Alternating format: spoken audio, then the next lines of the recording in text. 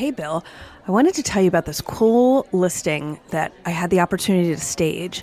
We don't typically go out of our kind of Philadelphia metro and, South Jersey, Philadelphia suburbs area, but we had this opportunity to stage my staging company, the Philadelphia Design Collective, the Adrian Pearsall House. Do you know who that is? No. He is a mid-century furniture designer and architect and designer, and this is the home that he actually created for his family in the 1960s, and it's so cool. It's up in 40 Fort, Pennsylvania, which is right outside of like Wilkes-Barre, if you're familiar at all with that area. It's kind of like almost Pocono area. This is on the market right now? It's on the market right now. What's the address? So it's 1950 Englewood Terrace, 40 Fort, Pennsylvania, which is right outside of Wilkes-Barre. It is listed right now for $3,200,000. It was built in 1962. It is a little over it's almost 8,000 square feet. I will tell you, to stage this thing was crazy. It's a ranch house, obviously. It's mid-century, and it's shaped in basically like a circle with a kind of like a terrace sort of thing in the middle. And those doors were locked, so everything we had to do when we were staging, we had to walk around the whole entire perimeter every time. So to get to the living room, to the kitchen, you had to walk around the whole thing. And anyway, it was we certainly got our steps in that day. But it's so cool. It sits on 2.2 acres. And it's just the probably one of the neatest houses that I've seen. It has tennis courts, it has a pool, but it is just a very, very interesting house. And it's the house that he built for his family. So there's a lot of stuff in the house that is built in. There are these really great built-in, bookshelves, and the wall paneling is built in. There's this really cool bar in the center of the foyer area when you first walk in, which is built in. It's really cool. There's a built-in fireplace, one of those center fireplaces that you can sit around. It's got, the whole back of it is all basically windows. So you get a ton of light, just typical in, with mid-century homes. But it is a really, really special house, and you should definitely check it out. It's about a 2-hour drive from here. And so you probably don't have a buyer for it, but it's really spectacular. Are you looking at the photos? Yeah, I'm looking at the photos right now. It is amazing. It's really, really cool. Those windows, oh my God.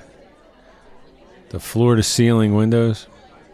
Yep. It has these cool outdoor areas. It has this kind of floating fireplace.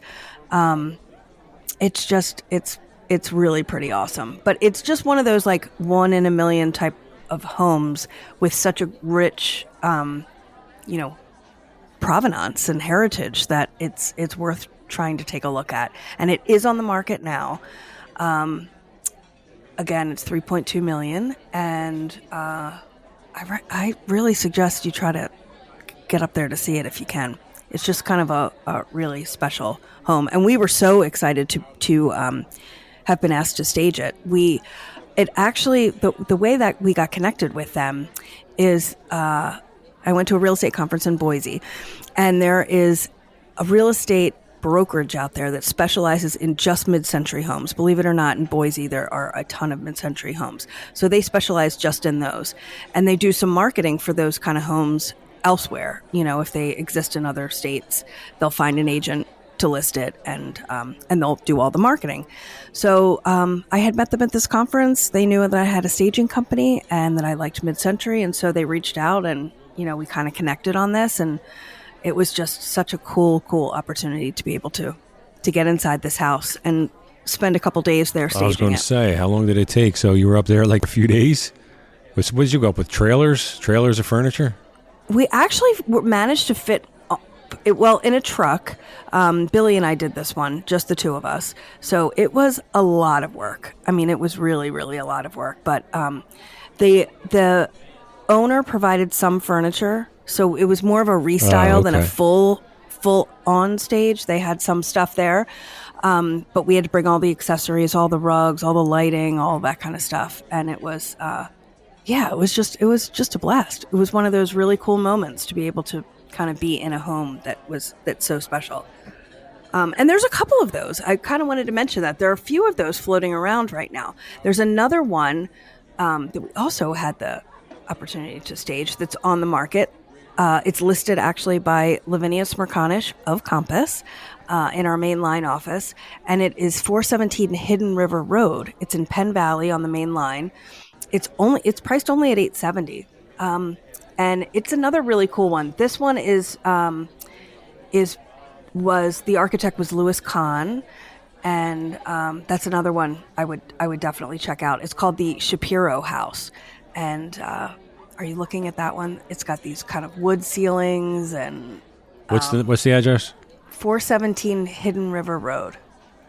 Okay. So wait, did you just stage this one? Mm-hmm.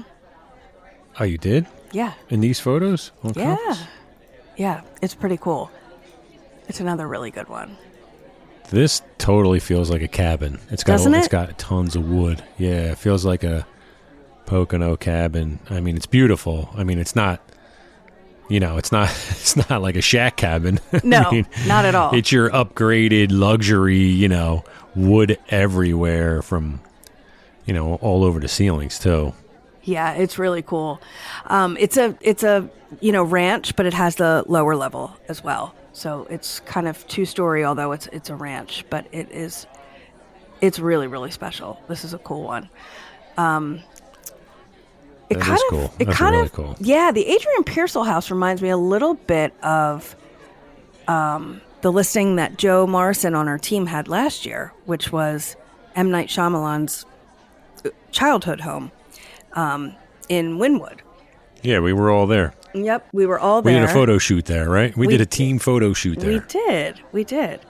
That was another one that the Design Collective was able to stage for Joe, and it was really awesome. I think it sold for like 1.5 or something like that. 132 Old Gulf Road in Wynwood. And the funny thing with that was we got a phone call from that Real Producers magazine. It's like an industry, a real estate industry magazine, and they wanted to do a photo shoot of the team. And I was like, why don't we do it there? And why don't we dress up like, kind of 1960s, 1970s to kind of fit the house? And we wore the girls wore like caftans and the guys were in suits, and we had martini glasses, and we had we had a broker's open after the photo shoot, but we had a lot of fun in there. That was fun. It had an indoor pool until Dan jumped in the pool, and then it was shit got weird. Yes, just kidding. Totally kidding. But he did jump in the pool. He did jump in the pool. Anybody else jump in the pool? Nope, just Dan. And he got on one of those flamingo floaty things. Yeah, we have a good picture of that. It was good. That was fun. The Johnny Walker Blue was kicking in towards the end of the shoot. Yeah. So, you know what? I'll put links in the show notes for that house and these. Yeah. And then maybe if we have our photo shoot, I'll put the link in there for that too. That was a lot of fun. Oh yeah, I have those photos too. Yeah, it's interesting to know that there are some really cool. Philadelphia, we're not known for like mid-century design necessarily, but there are a lot of really cool mid-century homes. Quite a few actually out in on the main line. Quite a few in Bucks County. It's interesting to kind of get inside some of these. Is it me, or are they more popular recently? Or would you say they always were? Didn't they go out of style? Yeah, out of fad, people. I mean, we still have a ton of people that want new construction. Yeah. I mean, especially first-time home buyers, But I feel like this is making this huge resurgence. I remember when I first got into business, I haven't heard about anybody wanting mid-century modern. Yeah. So from 2009 through maybe 2018, it was new construction as far as my clients were concerned. Yeah. But would you say that, don't you think it's a small, a pool of buyers that want, a mid-century modern? Definitely, it's not everyone. That's for sure, because it's a certain lifestyle. I mean, they're typically a little smaller. this Adrian Pearsall house is huge, but typically they're a little smaller. They're usually one level, sometimes kind of a split level sort of a thing. They're not for everybody. A lot of times they don't have a garage. Instead, they'll have like a carport, and a lot of people want an actual garage.